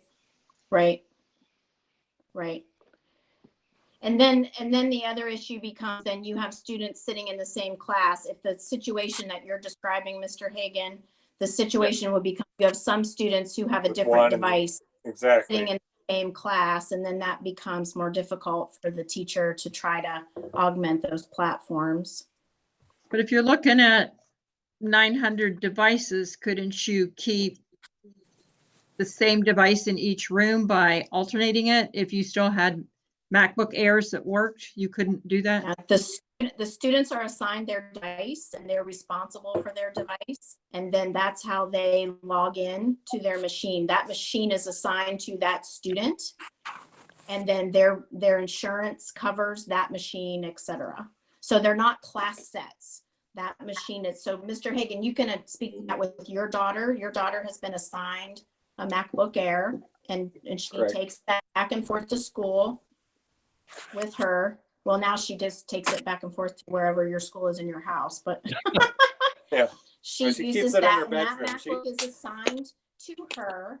And Carol, I then- didn't hear what the buyback price was on those, or whatever you're doing with those. We don't have a buyback price yet. The buyback information that we have for you is based on our previous buyback history. We won't have a buyback quote from them until we have them turned in and ready to ship. We'll take the highest offer that we get. Our relationship right now has been with Diamond. We have a couple other vendors that we're seeking quotes from right now. Obviously, we'll take the highest quote for buyback, but we won't know what the buyback price is until the buyback vendor gets the machines and physically looks at them and then assesses them for themselves. Okay, what is the cost to lease them? Lease an iPad is not, it's not it's not a good option. We would end up paying just as much as if we would purchase it. And if you noticed in the model that we provided about some of the iPad, the Airs and the iPad first generations, we kept those like for our very youngest children as e-readers until they were not running at all. So we could position where down the road, if we need to hold on to them, we can. And use them for those So, situations. What did you say that there was on leasing? That leasing is not a viable option for us. Buying would be a better option. We've purchased all of the student iPads at the elementary and middle school each year. Carol, I have a question regarding CCP programs. Sure. Some have device requirements, and will these Right. new ads meet those device requirements? We do the very best we can for our CCP students.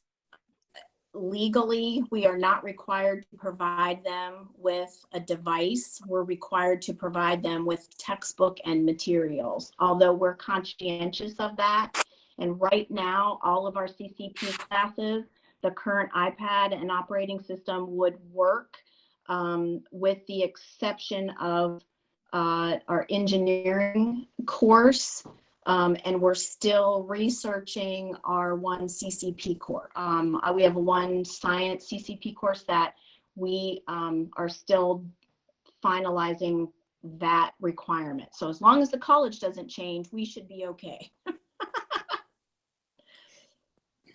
Could you share with us the cost of using Chromebooks as a replacement and the advantages, disadvantages of that, so we can do a cost comparison? Sure. Chromebooks are a disposable device, plain and simple. We bring it up. They're a disposable device. Chromebooks are a disposable device. They are not meant to last more than 2 or 3 years. We have a fleet of them. I would call them a fleet of them in the district, specifically for our second graders. Our second grade team wanted the Chromebooks. They wanted some of the aspects of the keyboard for their students, and they have used them this year and quite frankly are begging us to replace them. They do not want them. They don't find them to be purposeful beyond being connected to the internet, and they have a lot of trouble getting the kids connected to them, and they're not intuitive devices. Looking at area schools, it seems like the majority of the area schools in the Stark County area are using the Chromebooks. Are you able to speak to that, why they apparently are having success with using them and have had them for several years? I don't know that I would call their use success. When I sit in meetings with my counterparts and I hear them say, well, we can only get our kids Chromebooks, or this is all that we've looked into. It makes me sad, quite frankly, because I think we were fortunate to have Leslie really dig deep into that cost structure and sell us on the viability of Apple and Apple products. It just made it a no-brainer. We want to put the best possible tool in our kids' hands to prepare them and beyond the classroom. The other downside to a Chromebook is they do nothing unless you're connected to the internet. They're a useless tool. Apple products, there are lots of applications that you can use without being connected to the internet. Can I give some input? Sure. Please. So I mean, one misconception that people get right off the bat when they hear Apple is $signs, and they automatically assume it's overpriced. So when people hear that we're getting iPads, they're thinking we're getting $700-800 tablets. And what's our price on these? It's like $360, $370 a piece with the $294.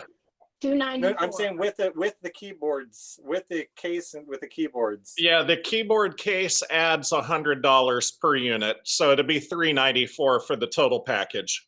So $394. Okay. But we're not getting those for all of them. Is that Without the Go ahead. keyboard, it's without the keyboard, it's $320 or 320? $330. Okay. It's $330 all Well, in. Well, just to give a comparison too, from some of the quotes I saw from the other schools, they were paying, in some cases, close to $300 for the Chromebooks. And this isn't that much more, and it's a device that's a lot more sturdy. I did some research. You know, I'm not totally against Chromebooks, but from what I saw is a lot of schools that use them have a really high rate of failure. They're more prone Yes. to breaking than iPads are. Yes. Yes. That was one of when we initially did our research, that was what we heard time and time again for districts that had Chromebooks, is their rate of break fix was much, much higher. And they would have to have a fleet of 25 extras that they called their loaners. So you immediately have to purchase 10 or 20% more of devices just to have them available to be a loaner for the devices that are going out for repair. And yeah, and that kind of plays into the way it's all cloud-based with the Chromebooks. It's actually not the end of the world when you drop and break your Chromebook device, because you just log in on another one and you're back to where you were. However, I'd rather have a device that has is less prone to breaking and having the keyboard and everything fall apart on it. Right. If you have a home or a child at home, you know that you want something that's a little more sturdy. Oh, and I want to mention that the keyboard case, we put every one of our cases through the Ben Davis stability test, and the keyboard and all of the cases, he literally throws them around the room and bends them in half. Yeah, just like that. Quick demo. And and this keyboard passed that test. The keys will not come off because our little students will pick off the keys, and some of our big students will pick off the keys in the keyboard. So that was one of our tests that it needed to pass. And as far as the screens on the iPads, I don't know what the specifications are, but I can attest that mine have gone through stress tests with my little boy who's in second grade ever since he was a baby and could get a hold of one with his hands. He probably has one every day carrying throughout the house and has dropped it at every different angle. And I think I told Carol he used to use it as a surfboard where he'd stand up on it, and they still work till today. But some of my older iPads, going back to why you don't want to use it over time, they've actually become obsolete because you can't update the software on them anymore. Yeah. Just because the processing power of it's too weak. But as far as functionality, it still works just like it did originally. There's dents on the metal part of the case, and somehow these screens, they're not like the iPhone screens. I know I've dropped iPhones and cracked screens on those. They've got to use a lot thicker material on the iPads because they hold up way better. I've never even broken an iPad screen. And like I said, my son's dropped it and I've thought it was broken on multiple occasions, but he's put a stress test on ours, and I can speak to the durability of them. Sure. If I could weigh in on just one little piece there too in regards to the Chromebooks, and just from my perspective is that I sit in a lot of meetings at the county and the state level. And one of the things that I listen to from districts, the majority of the districts, as you said, Carolyn, that are using Chromebooks, is usually their primary deciding factor on which model of Chromebooks they purchase is how quickly can my technician swap a screen on it. And that really does speak a lot to the durability of the devices. Is how quickly can I fix it? Is how quickly can I replace that screen that breaks? Because that happens very frequently on them. The durability just is not there. Yeah, The cost. Do we have a cost so we can do a comparison? We did all that and brought you the best possible deal we could get. Well, can you share that number with us, please? We didn't get a formal quote for. Yeah, we do not have a Chromebook quote from this time around. We were headed down what we thought was that Chromebook path 4 years ago with the students for the high school. And that was when Mrs. Pierce started reaching out to Apple. We thought we were headed to Chromebooks. And she reached out to Apple and started doing a lot of research on her own. And we did all the calculations at that point in time. And I think in general, those prices hold true. Those comparisons hold true today. That really the Apple device ended up being the more cost-effective option, even though it's an initial higher price point. Yeah, you got to compare the initial savings of going from what this option is versus the Chromebook, and then look at that turnaround and how much it's going to be worth when you sell it back, as well as the cost savings of the devices not breaking nearly as often and not requiring repairs. Right. I mean that there's a lot of cost involved in that as well. I'm not sure that timeliness of buyback is guaranteed, is it? I mean, you said that you don't know what you're going to get on the device on the MacBook Airs. Is that correct? That's correct. The buybacks are not guaranteed. Well, okay. I'm trying not to talk myself into a corner here. They are and they aren't. We did receive, when we purchased these devices, we did receive a commitment from Diamond Assets. However, the dollar amount is contingent on the evaluation of that device.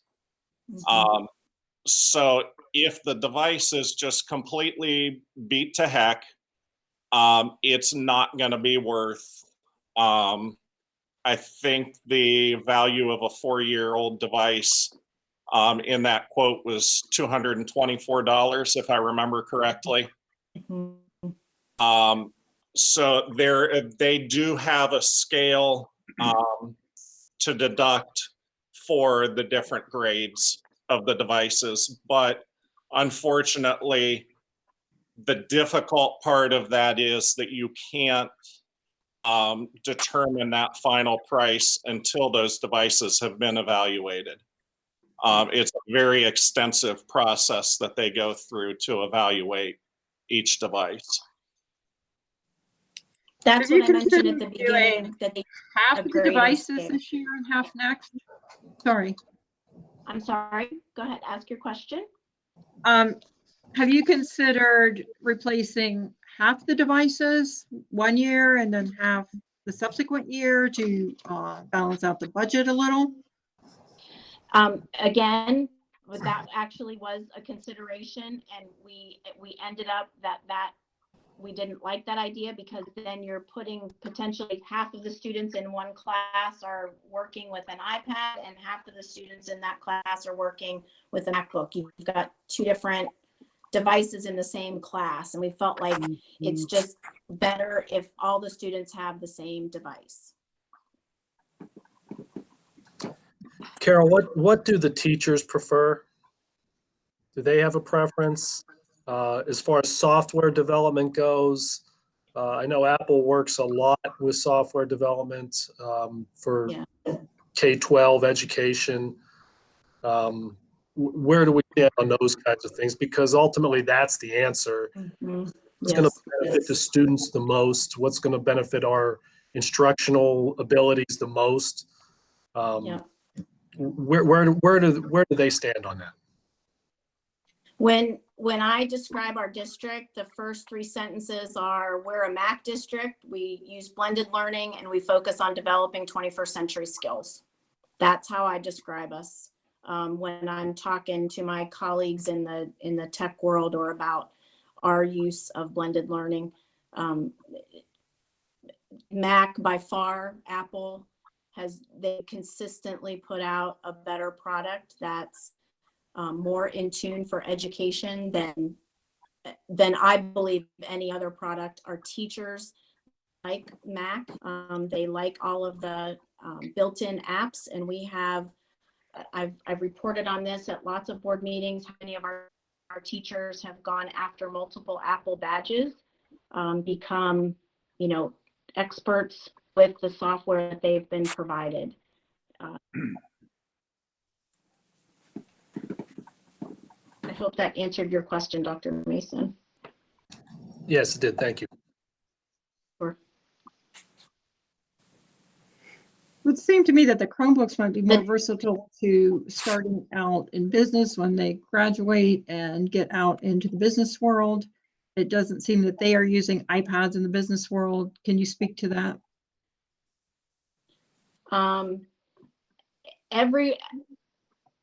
When we were allowed to go places, before we weren't allowed to go places, I was astonished at every business that I went to, including my bank, where I go to get my car fixed, where I go to buy my car. When I go to other places, they are using mobile technology. They're either using a version of the iPad or a version of their phone. It just is becoming more and more versatile, that mobility. That really is what that and the boost to iOS 10 is really what sold us on the iPad. So what do you think? Can you repeat why the Chromebooks have no mobility? What you mean by that? You're not carrying around a solid tablet. You're carrying around an L-shaped tablet. There's no touch screen, whereas the iPad has touch screen. The iPad and iOS are very intuitive. Typically the Chromebook is not intuitive. And there aren't as many, there are Google apps that you can use, but again, we have a strong relationship with Apple and Apple products.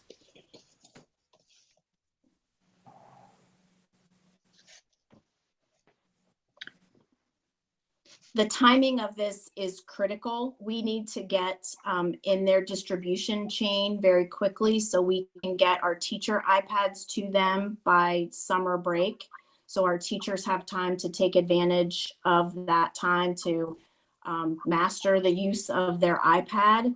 And then we have to have the time to get our current student devices collected and prepped and ready for resale, so we can take in our student devices and get them ready for distribution when we head back to school in August or September.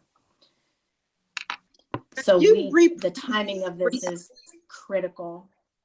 Have you repriced these recently? I know you said you had a March special, but with the economy declining, a lot of the technology has also shown a decrease in price.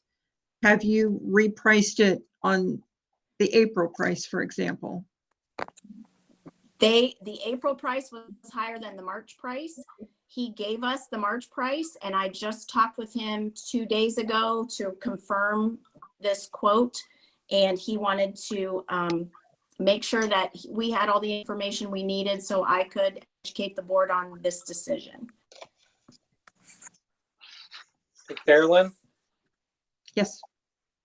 Where have you seen a drop in price on technology since the coronavirus? Because I thought we probably have the opposite of that due to issues with disruptions in the chain. It may be, I don't know. Is there something that you've seen where the price has come down? It's not with iPads, but I just I was just pricing out. I got a call on HP devices. for printers, copiers, and the prices reduced significantly Well, because I of was, the I was economy. just imagining that, with all of this, that any offset in the pricing because of what's going on economically might also have an issue due to scarcity in the supply chain because of factories being shut down and interruptions. So I would imagine it's kind of balanced out as far as I costs. think the issue they said was people just didn't have the money and weren't spending it. So they are Yeah, it'll drive down the cost a little reducing bit. prices. I guess So at the end of the day, our people who are, commissioned to make these decisions in the district have done the research, have talked to people, got a lot of input from our stakeholders. This is the device that we're recommending moving forward. And to me, this is the cost of doing business here in Marlington, and a cost well worth the dollars. I agree. Dee, could you please speak to the budget and the finances and how this is going to be paid for? If you look at the notes of the 5-year forecast, that appears to be included in the budget for next year. And was that being paid for through the permanent improvement fund, or where are the funds coming from? Line 6.050 capital outlay. It says right here, FY 2020 through 2024 is forecasted to include the purchase of iPads for 3rd and 6th grades, as well as 9 through 12. 9 through 12. Mhm. So did you say that is coming from the permanent improvement fund or from the general fund? That would be general fund, General. line 3.050 of the 5-year forecast, November 2019 5-year forecast notes.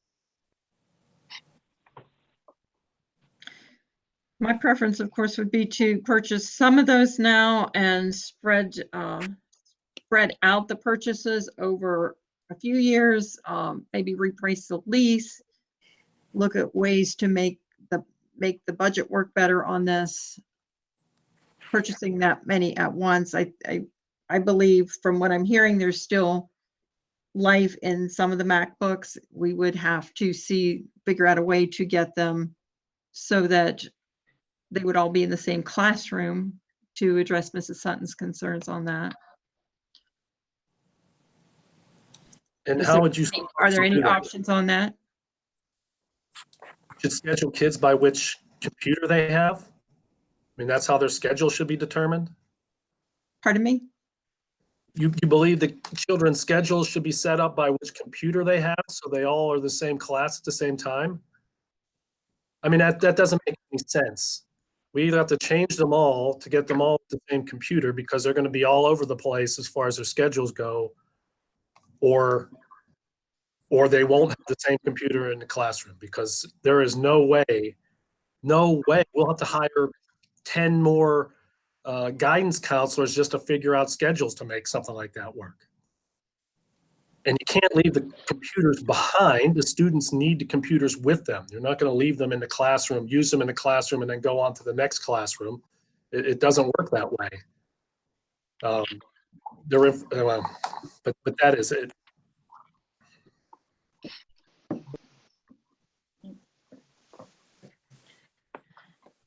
Carol, can you maybe touch on just a quick question for you, Carol or Ben? Can you maybe touch on too, wouldn't it just be harder for the teachers as well? I mean, because now if we do have the kids with some devices that are one device and the other with the other device, that just seems like that'd be an undue burden on our teachers if all the kids in the classroom don't have the same device. Right. Correct? I mean, Right. wouldn't you think that Right. would be? Yeah. Right. Right. Because even like our LMS, our learning management system, Schoology, it looks a little bit different the iPad than it does on their MacBook. So Okay. trying to navigate that, yeah, it would look a little, it would add another burden to the teacher. Agree. That we don't, thank you.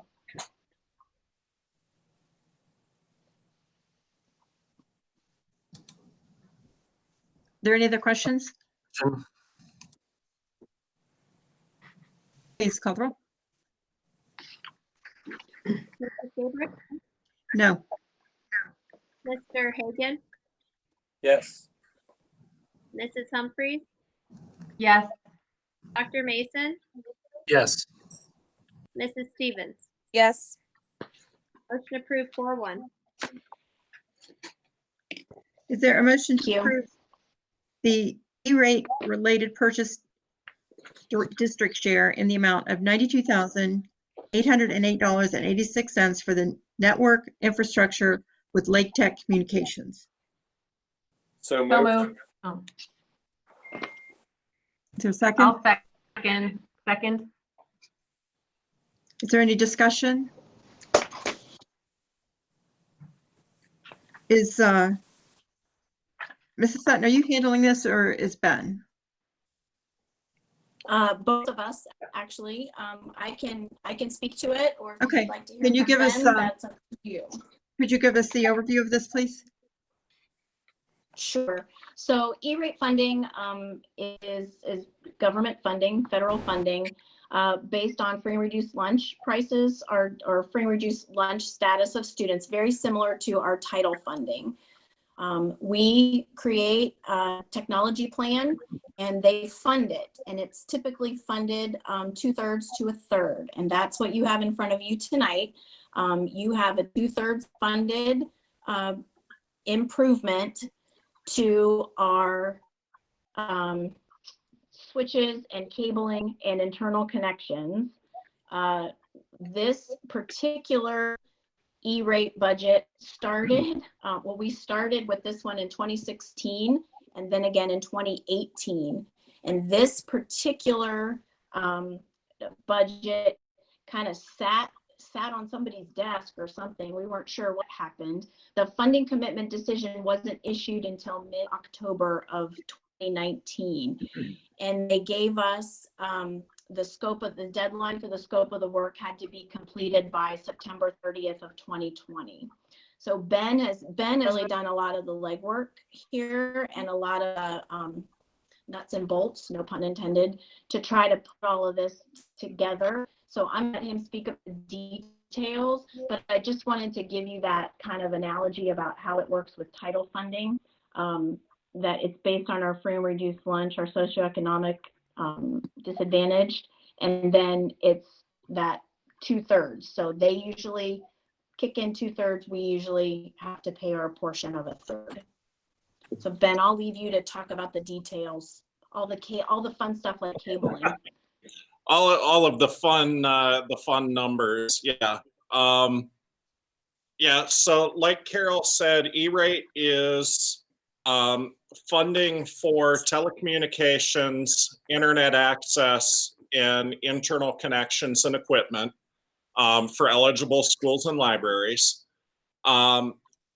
Marlington's level for every project or service that we apply for, we pay 30% of that cost, and the USAC pays the other 70% of that.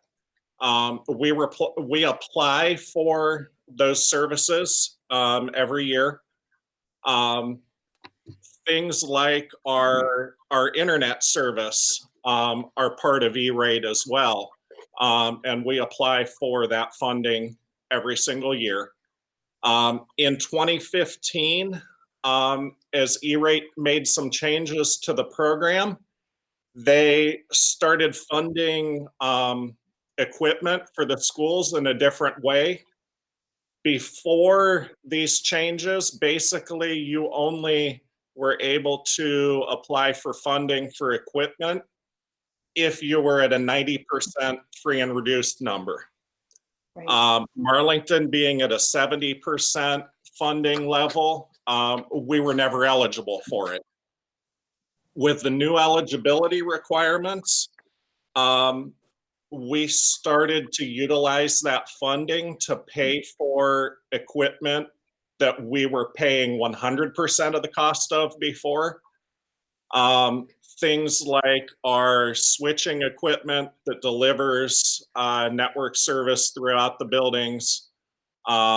We did a fiber optic cabling upgrade across our campus. We did an upgrade in that in 2016, utilizing that funding.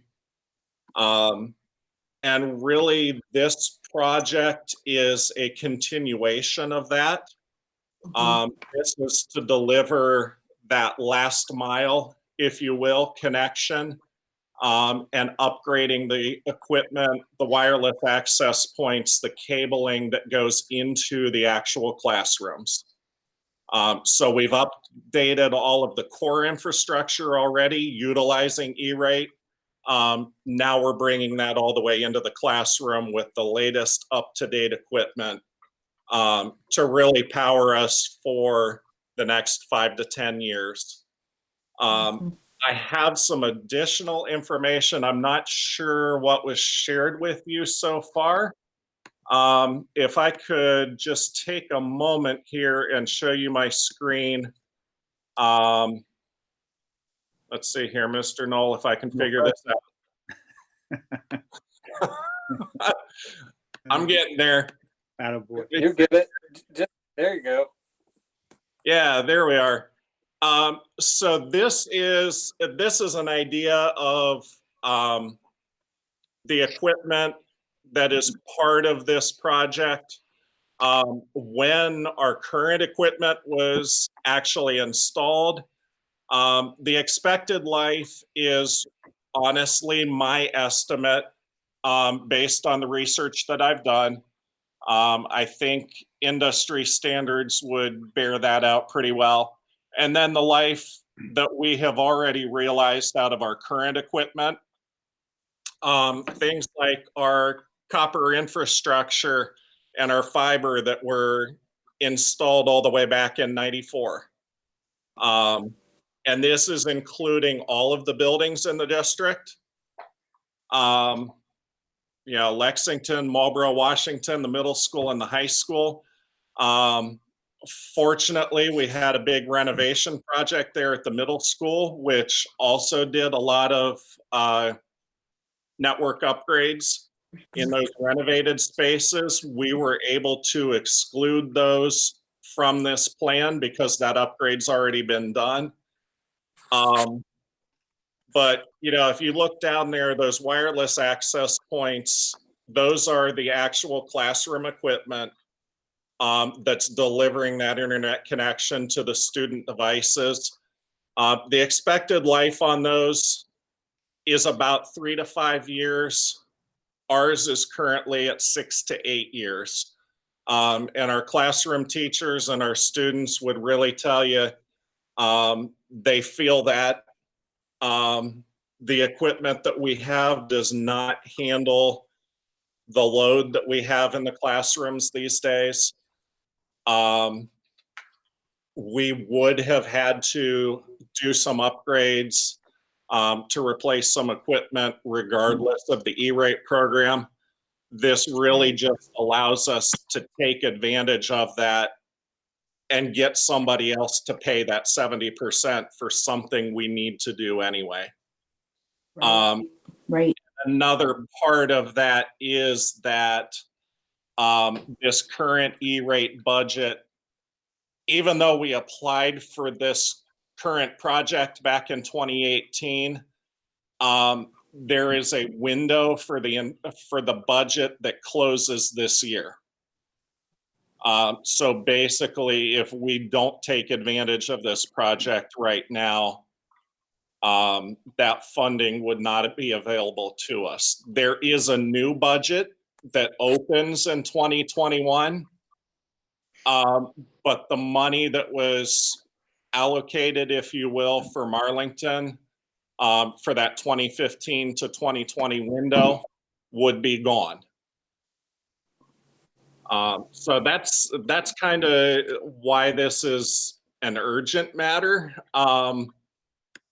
Again, we started this process back in 2018 for this current project, and that commitment was received in October. And we all know everything that's happened since October until now, and with the changes in treasurers and everything that's gone on. But we're down to the wire here on needing to approve this so that we can move forward to get work done this summer. So that was probably more than you needed to know. If anybody's got questions, I'd be happy to answer them as best I can. One question about the price. Do we pay the full amount and we get the other portion back, or we just write the check for 92,000 and that is it? There are a couple of different ways the E-rate payments can work. And actually the reason that we had this whole 2-year window is because we decided to opt for the discounted billing. So what that means is Lake Tech comes in, they do all the work. The work was completed. They invoice the USAC for the 70% share of the project. The USAC sends a check to Lake Tech for that 70%. And then they turn around and they bill Marlington for our 30% share. So it is discounted billing. We're not paying all the money up front. We are only paying that $92,808. Crap, I can't find it fast enough on the paper. You're good. You're good. No, we are only paying that dollar amount. The other way that it could have been done, and it would have allowed us to move faster with getting the work done, but because of the dollar amount, obviously we decided that it wasn't the right way to go, is we could have paid the full $300,000+ bill up front.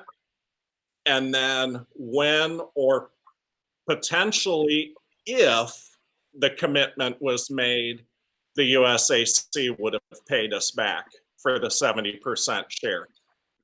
Because of the dollar amount, we opted not to go that way.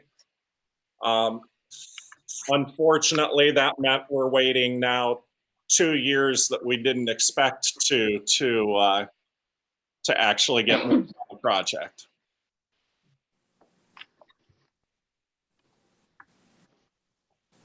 Any other questions?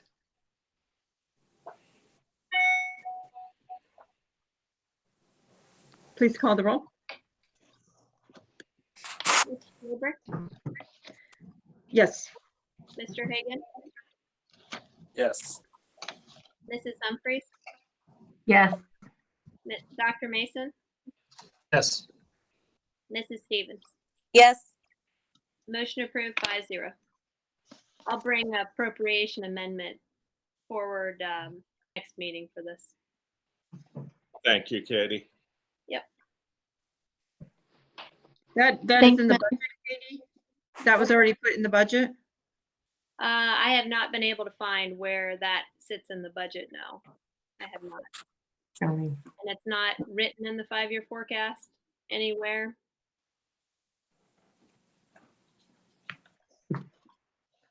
But it's kind of hard to turn down $200,000. So that's kind of how I would look at it. Mr. Knoll, do you have any announcements? Just that we'll keep communicating with our parents and kids, either by text in the morning or my weekly letters, just to keep everybody updated on what's going on around the district. The next board meeting, regular meeting, May 7th, 2020 at 7 o'clock by electronic remote technology. And then the following meeting is May 21st. And Ms. Gabrick, I had put discussion on there because I know last week we had talked about maybe getting away from having 2 meetings in a month. I know Ms. Bruger brought that up. I didn't know what the board's thoughts were. I want to make sure y'all know on the 21st, that's our annual State of the Schools address. That's when the 3 of us get up and present progress on our strategic plan that night as well. So that's a big part of that evening. But I don't know if anybody had any thoughts on our meetings. For now, I would recommend we continue with the twice a month. Hopefully we'll be more efficient as we move through the construction project. It may help us from calling special meetings. I would recommend we continue with the twice a month. I think we talked about meeting fatigue, and I would definitely say that we've got that, and especially for Joe and Katie and all that they are having to do. So I would definitely be for waiting till May 21st. I guess from my point of view, I think that multiple people have voiced their concern as far as having the meetings back to once a month. And I don't see an issue with going that route. If anything comes up, we could always call special meetings in the interim in between if necessary. So that's where I stand on that. I also think in this time for our administration, I know from my point of view, it takes me twice as long to do things remotely as it does to do them in person. And I'm sure Joe's feeling that, Katie's feeling that, Carol's feeling that. I know our teachers are feeling that, and God bless them for what they're doing. But, you know, it's a stress on our administrators to have these multiple meetings. And so I would support going to one a month. And if something comes up, by all means, we can have a special meeting.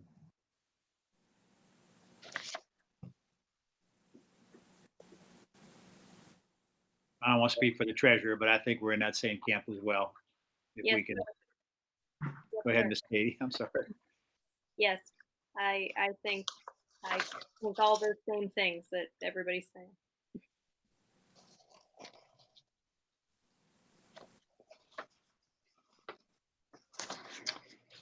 Where are we with the Plug Smart schedule? Are we going to have to accept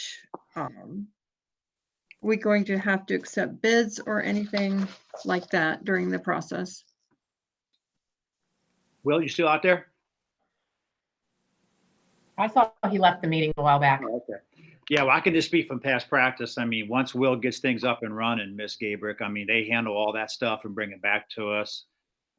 You know, if there's decisions that need to be made, I mean, you know, the treasurer and I make a lot of those decisions as the process goes on. But if there is something that would come up specifically where we would need all of you at the table, you know, we could call a special meeting if we needed to. But I say we see what this meeting looks like next week, their little kickoff meeting, and then we just kind of go from there.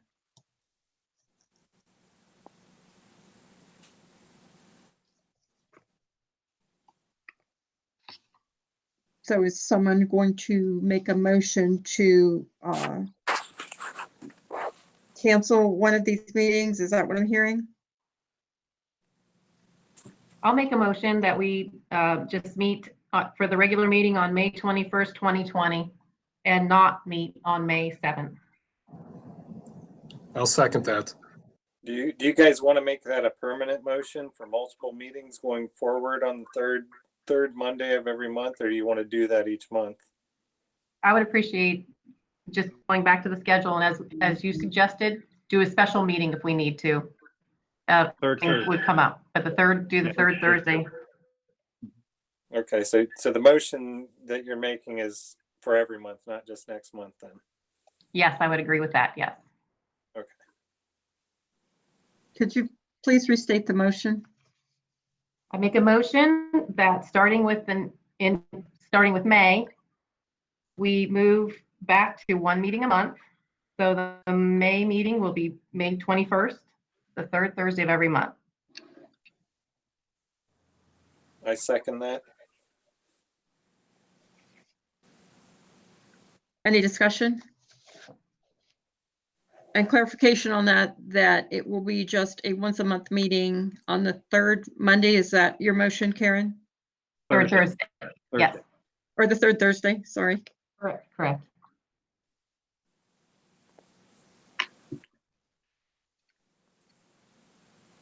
Please call the roll. Mrs. Gabrick, No. Mr. Hagan, Yes. Mrs. Humphries, Yes. Dr. Mason, Yes. Mrs. Stevens. No. Motion approved 3-2.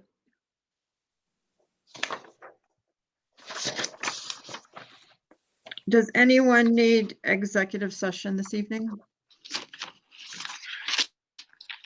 Nothing for me, Ms. Gabbard. Hey, Joe, are we set up Very- for going into executive session? Because I know the last one we did, it was through the lawyer and he had set it up. Are we set up to go into executive sessions? You mean through this virtual mode? Yes. I mean, how are we set up to do that? Yeah, We, Ben, we can you could figure that arrange that if we needed to, if there was a need to. Mr. Knoll and I did discuss that. Yep. We could set that up if needed. Okay. I mean, like, if we go in executive session as we have on the agenda right now, are we able to do that? Tonight? Yes. Yeah, but Ben would be able to do that for us tonight. Yeah. We Okay. would basically log off of the live stream, and then Ben would create Set another, it up just direct. like another room, I guess, for lack of a better term. Right. Okay. So executive session is not needed this evening. Is there a motion to adjourn? So moved. So moved. Second. Is there any discussion? Please call the roll. Mrs. Gabrick, Yes? Mr. Hagan, Yes. Mrs. Humphrey, Yeah. Dr. Mason, Yes. Mrs. Stevens. Yes. Motion approved 5-0. Thank you, everybody. Good night. All right, guys. Thank you, everyone. Good night. See you. Thank you. Night. Happy birthday, Katie.